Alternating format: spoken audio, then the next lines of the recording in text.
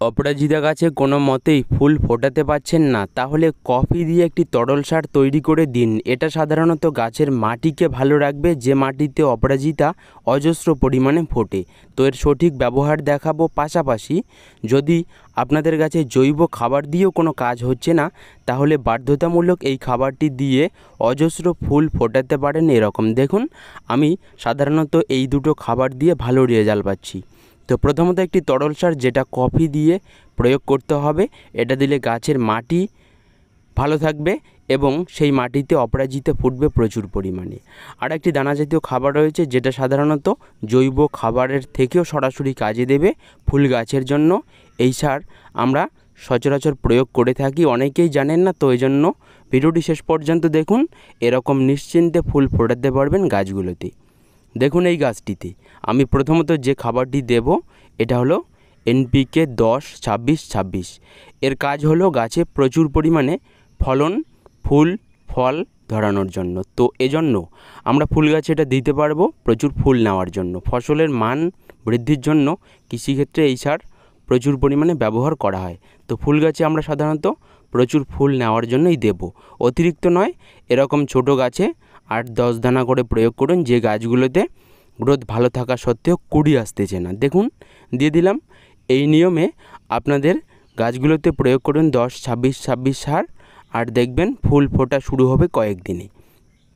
এবারে দেখে নেব যে মাটিতে অপরাজিতা ভালো হয় সেই মাটি তৈরি করার জন্য কফি পাউডার কিভাবে গাছে দিতে হবে। এর জন্য প্রথমে একটি পাত্র নেবেন। এই পাত্রে আমি সাধারণত 1 লিটার একটি তরল সার তৈরি করব কফি পাউডার দিয়ে। এর জন্য বেশি নয়, 1 চা চামচ লাগবে এই জিনিস। তো দেখুন, এই নিয়মে তরল সারটি তৈরি করতে হবে। 1 চা চামচ কফি পাউডার, 1 লিটার নর্মাল জল। এরপর এখানে পটাশিয়ামের সোর্স হিসাবে একটি লিকুইড তরল সার মেশাবো। এটা হলো দেখুন কলার খোসার তরল সার।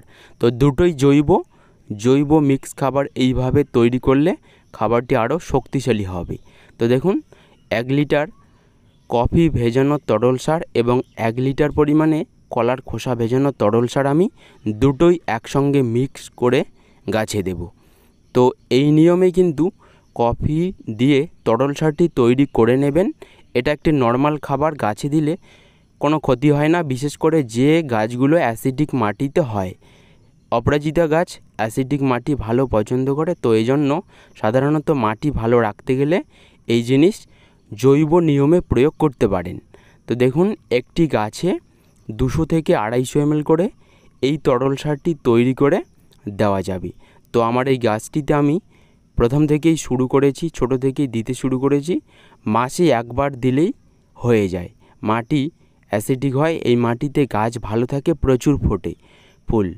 তো অপরাজিতা গাছের পাশাপাশি কোন কোন গাছগুলোতে দিতে পারবেন? জবা গাছে দিতে পারবেন, বেলি গাছে দিতে পারবেন।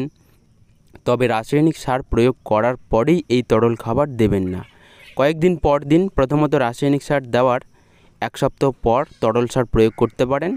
কফি ভেজানো তরল সারটি মাসে একবার দিলেই কাজ হবে।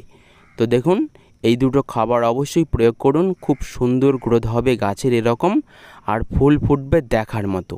জৈব খাবার দিয়ে প্রচুর ফুল পাওয়ার জন্য অবশ্যই একটি মিক্স খাবার প্রয়োগ করুন। সেই মিক্স খাবারে যেন আবার পটাশিয়াম থাকে। পটাশিয়ামের সোর্স হিসাবে কলার খোসার গুঁড়ো ব্যবহার করতে পারেন। অনেকেরই প্রশ্ন থাকে, আমরা সঠিক সময়ে জৈব খাবার দিচ্ছি, কুড়ি আসতেছে না। তার জন্য একটাই উপায় হলো 10-26-26 সার কয়েক দানা মিশিয়ে প্রয়োগ করুন, দেখবেন এর রেজাল্ট।